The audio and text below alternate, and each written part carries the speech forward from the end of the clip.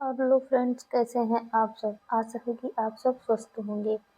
तो चलिए हम बाल विकास के टॉपिक शिक्षा एवं मनोविज्ञान से जो विगत वर्षों में पूछे गए हैं प्रश्न, उनका हल हम देख लेते हैं। तो हम यहाँ प्रश्न प्रश्न बताएंगे, ज़्यादा व्याख्या नहीं बताएंगे, वीडियो ज़्यादा लंबा हो जाएगा। आप सब देख लेना व्याख्या, बाकी हम प्रश्न पे चलते हैं। तो पहला प्रश्न हमारा क्या है, प्रथम मनोवैज्ञानिक प्रयोगशाला की स्थापना किसने की थी। तो किसने की थी, ये बुंट ने किया था। बुंट ने किया था सन 1879 में लिप्जिग विश्वविद्यालय में मनोविज्ञान की प्रथम प्रयोगशाला स्थापित की थी। फिर अगला प्रश्न है हमारा, छात्र अधिगम का वर्क मॉडल किसके द्वारा प्रस्तावित किया गया था। तो ये किसके द्वारा दिया गया था, तो नील फ्लेमिंग के द्वारा दिया गया था। तो हमारा ये बी वाला ऑप्शन सही हो जाएगा।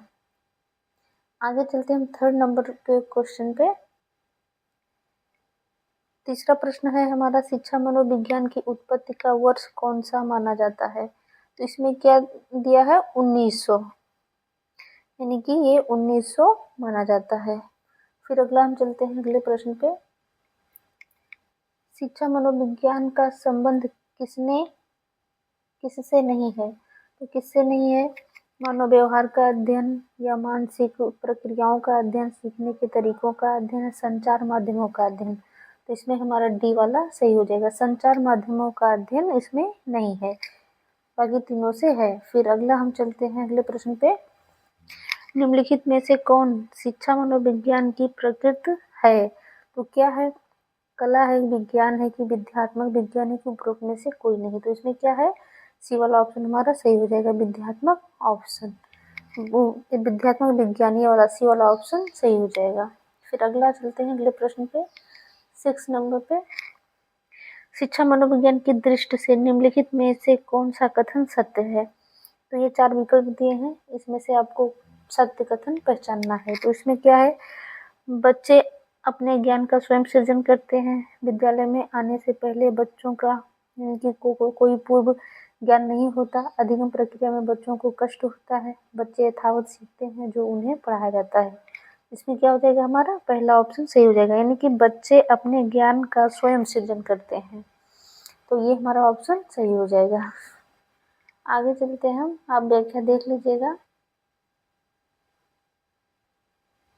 7वां प्रश्न है, एक शिक्षक को अपने विद्यार्थियों की क्षमताओं को समझने का प्रयास करना चाहिए, निम्नलिखित में से कौन सा क्षेत्र इस उद्देश्य के संबंध में के साथ संबंधित है। तो इसमें क्या है, सामाजिक दर्शन, मीडिया मनोविज्ञान, शिक्षा मनोविज्ञान या शिक्षा समाजशास्त्र। तो इसमें क्या, शिक्षा मनोविज्ञान है, ये सी वाला ऑप्शन हमारा सही हो जाएगा। फिर आगे हम चलते हैं, 8वां प्रश्न हमारा क्या है, शिक्षा मनोविज्ञान है तो क्या है, विशुद्ध विज्ञान है, व्यवहारिक विज्ञान है, मानक विज्ञान है या उपरोक्त में से कोई नहीं। तो इसमें क्या, मानक विज्ञान है। शिक्षा मनोविज्ञान का एक मानसिक विज्ञान है, मानक विज्ञान है, जिसमें व्यक्ति को लक्ष्य केंद्रित शिक्षा दी जाती है। इसके द्वारा मानव व्यवहार को परिवर्तित या मनचाही दिशा में मोड़ा जा सकता है। फिर अगला हम चलते हैं, अगला प्रश्न हमारा है, प्रारंभ में आत्मा का प्रयोग किस शास्त्र में किया जाता था। तो क्या किया जाता था, दर्शन शास्त्र में। पहले हमारा बी वाला ऑप्शन सही हो जाएगा। यहाँ इसका व्याख्या दिया गया है, दर्शन शास्त्र वह विज्ञान है, वह ज्ञान है जो परम सत्य और प्रकृति के सिद्धांतों पर उनके कारणों की विवेचना करता है। दर्शन शास्त्र सामाजिक चेतना के रूपों में से एक है, अतः दर्शन शास्त्र का संबंध आत्मा से है, जिसमें व्यक्ति के आत्मा अंतर्निहित ज्ञान का अध्ययन किया जाता है। तो इसमें हमारा क्या, बी वाला ऑप्शन सही हो जाएगा ये। फिर अगला है हमारा 10वां प्रश्न, 1882 ईस्वी में किस मनोवैज्ञानिक द्वारा लंदन में मानवीय विशेषताओं का अध्ययन करने के लिए प्रयोगशाला का निर्माण किया गया है। तो किसके द्वारा किया गया, अल्फ्रेड बिने ने 1882 में लंदन में मानवीय विशेषताओं का अध्ययन करने के लिए प्रयोगशाला का निर्माण किया। तो क्या हमारा सी वाला ऑप्शन ये सही हो जाएगा। फिर आगे हम चलते हैं, शिक्षा मनोविज्ञान का अध्ययन अध्यापक को इसलिए करना चाहिए क्योंकि, तो क्यों करना चाहिए, इससे शिक्षक को आत्मसंतुष्टि मिल सके, इससे वह दूसरों को प्रभावित कर सके, इससे वह अपनी परीक्षाओं में प्रथम आ सके, इसकी सहायता से अपने शिक्षण को अधिक प्रभावशाली बना सके। तो इसमें क्या हो जाएगा हमारा, ये डी वाला ऑप्शन सही हो जाएगा। इसकी सहायता से अपने शिक्षण को अधिक प्रभावशाली बना सके, ना कि मतलब ये शिक्षक जो है अपने आत्मसंतुष्टि उसे मिल सके, इसलिए नहीं।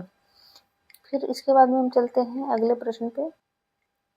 अगला प्रश्न हमारा है, निम्न में से कौन सी शिक्षा मनोविज्ञान की सर्वाधिक व्यक्तिनिष्ठ विधि है? तो उसमें क्या है, अंतर्दर्शन। ये पहला ऑप्शन हमारा सही हो जाएगा।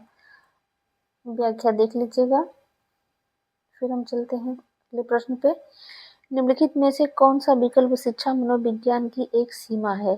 तो क्या है, बाल विकास के विभिन्न अवस्थाओं का ज्ञान, शिक्षा की समस्या, कक्षा की समस्याओं का समाधान, बाल केंद्रित शिक्षा या व्यक्तिक भिन्नताओं की समस्या। तो इसमें क्या है हमारा, ये डी वाला ऑप्शन सही हो जाएगा, व्यक्तिक विभिन्नताओं की समस्या। फिर अगला प्रश्न हमारा है, प्रयोगात्मक विधि को सर्वप्रथम प्रस्तावित किया तो किसने किया? ये विलियम वुंड ने किया था, देख लीजिए। फिर आगे हम चलते हैं, मनोविज्ञान का शिक्षा के क्षेत्र में सबसे बड़ा योगदान है। मतलब कि मनोविज्ञान का शिक्षा के क्षेत्र में सबसे बड़ा योगदान है, किसका योगदान है देखते हैं। कि विषय केंद्रित शिक्षा, शिक्षक केंद्रित शिक्षा, क्रिया केंद्रित शिक्षा या बाल केंद्रित शिक्षा। तो इसमें क्या हो जाएगा, इसमें बाल केंद्रित शिक्षा हो जाएगा, इसमें विषय केंद्रित शिक्षा नहीं हो सकता, ये निगेटिव वर्ड है। क्रिया केंद्रित भी नहीं हो सकता, शिक्षक केंद्रित भी नहीं होता। आज के डेट में क्या बाल केंद्रित शिक्षा है, तो यहाँ पे बालकों को केंद्र बिंदु मानकर शिक्षा हम दे सकते हैं उसे। तो अगला प्रश्न हम चलते हैं, देखते हैं। मनोविज्ञान प्रारंभ में किस विषय का अंग था? तो किसका अंग था? दर्शन शास्त्र का था। ये दर्शन शास्त्र से निकल के हमारा बाल विकास की उत्पत्ति हुई है। तो यहाँ पे इसका व्याख्या है, देख लीजिए। ये पहला वाला ऑप्शन हमारा सही हो जाएगा। यहाँ पे मनोविज्ञान प्रारंभ में दर्शन शास्त्र का विषय हुआ करता था। मनोविज्ञान का जन्म ही दर्शन शास्त्र से हुआ है, इसलिए मनोविज्ञान का प्रारंभिक विषय आत्मा रहा है, यानी कि साइकोलॉजी दो शब्दों से मिलकर बना है, साइकी प्लस लोगोज। तो साइकी का अर्थ होता है आत्मा और लोगोज का अर्थ होता है अध्ययन करना। अतः अंग्रेजी शब्द साइकोलॉजी का शाब्दिक अर्थ है आत्मा का अध्ययन करना। ये व्याख्या है। फिर इम्पोर्टेंट ये क्वेश्चन पूछा जाता है। फिर अगला है हमारा पारिस्थितिकी प्रणाली सिद्धांत, जो मूल रूप से उरी ब्रेनर द्वारा तैयार किया गया है। 4 प्रकार के नेस्टेड पर्यावरण प्रणालियों को निर्दिष्ट करता है, जिन्हें डॉट भी कहा जाता है। तो यह क्या हो जाएगा, मानव पारिस्थितिकी। इसका व्याख्या यहाँ पे दिया गया है, देख लीजिए। फिर हम आगे चलते हैं। हमारा अगला प्रश्न है, औपचारिक वातावरण में होने वाले अधिगम का द्वारा अध्ययन किया जाता है। तो किसके द्वारा? शिक्षा मनोविज्ञानी। तो यहाँ इसका व्याख्या दिया गया है, ये हमारा बी वाला ऑप्शन सही हो जाएगा।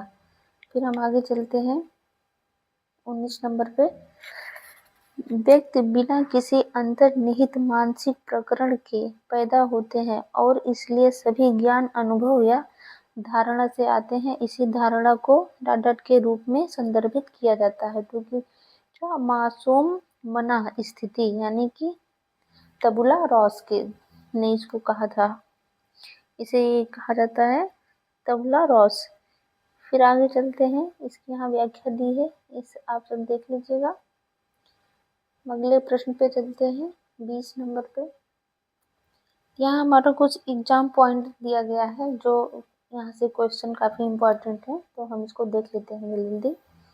शिक्षा है, तो क्या है? शिक्षा जीवन पर्यंत चलने वाली एक क्रिया है, प्राप्त होने वाला अनुभव एवं ज्ञान है। शिक्षा जीवन पर्यंत प्राप्त होने वाला अनुभव एवं ज्ञान है। और इसके बाद में अगला है शिक्षण क्रिया का केंद्र बिंदु क्या है, तो बालक या छात्र। फिर क्या है, शिक्षा वह है जो मुक्त दिलाए या सा विद्या या विमुक्ति कथन है। किसने कहा था, तो शंकराचार्य ने कहा था।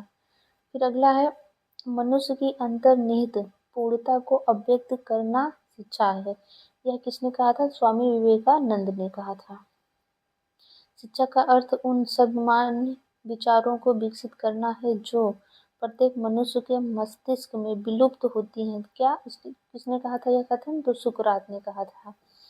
फिर स्वस्थ शरीर में स्वस्थ मस्तिष्क का निर्माण करना ही शिक्षा है। यह किसका कथन है, तो अरस्तु का कथन है।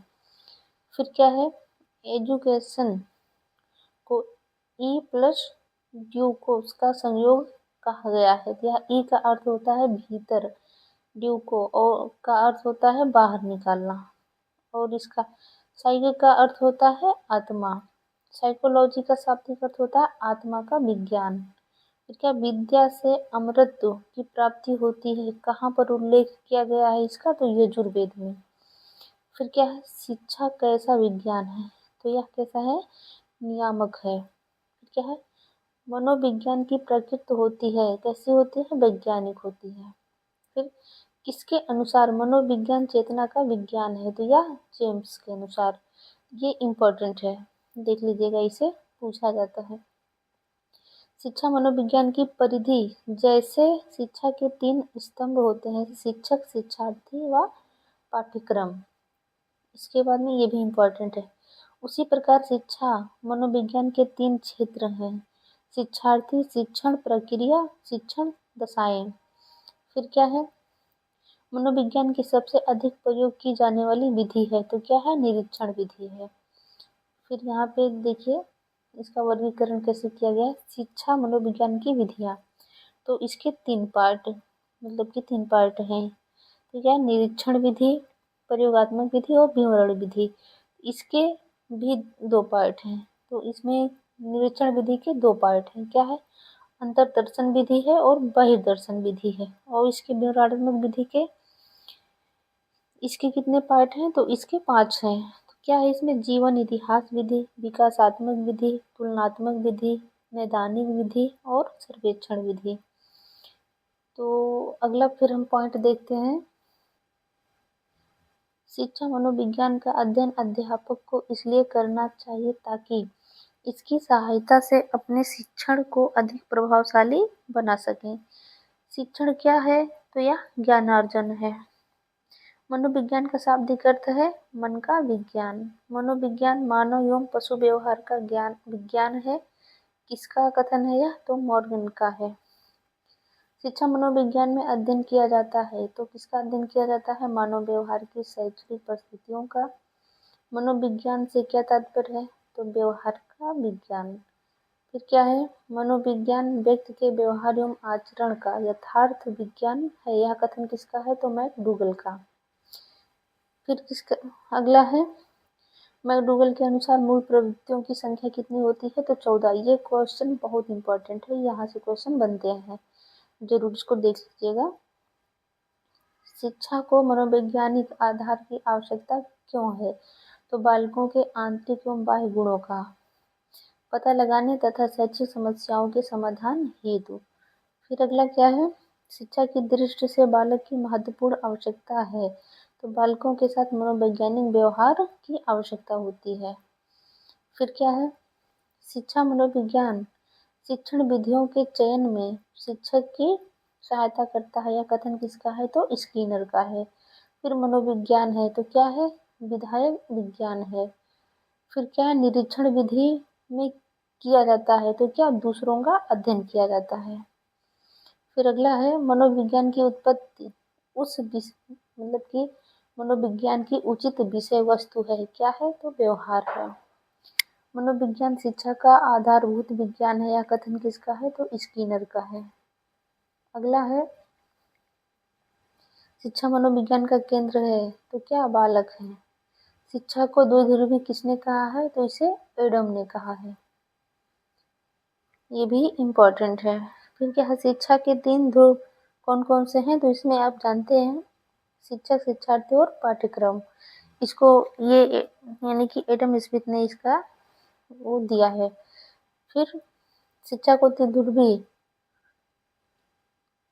यानी कि शिक्षा को त्रिधुर्वी मानने वाले प्रसिद्ध शिक्षा शास्त्री जॉन डेवी किस देश के निवासी थे? तो ये अमेरिका के थे।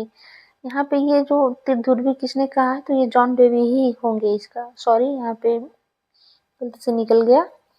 आगे फिर शिक्षा का स्तर ऊंचा उठाने के लिए आवश्यक है तो क्या है? संपूर्ण शिक्षण प्रक्रिया का सतत मूल्यांकन। फिर अगला है वैदिक काल में शिक्षा का सर्वोच्च उद्देश्य था तो क्या था?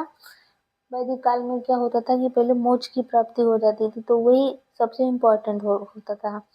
फिर अगला है वैदिक काल में शिक्षा का आरंभ किस संस्कार से होता था? तो यह उपनयन संस्कार से होता था। फिर यहाँ पे अगला है समावर्तन के समकक्ष संस्कार हैं तो क्या है? उपसंपदा। फिर अगला है मुस्लिम काल में प्रारंभिक शिक्षा दी जाती थी तो किसमें दी जाती है? तो मकतब में मुस्लिम काल में प्रारंभिक शिक्षा। तो हमारा वीडियो आज बस यहीं तक रहेगा। अगला फिर हम अगले नेक्स्ट दिन लेके आएंगे। तब तक के लिए आप लोग का धन्यवाद।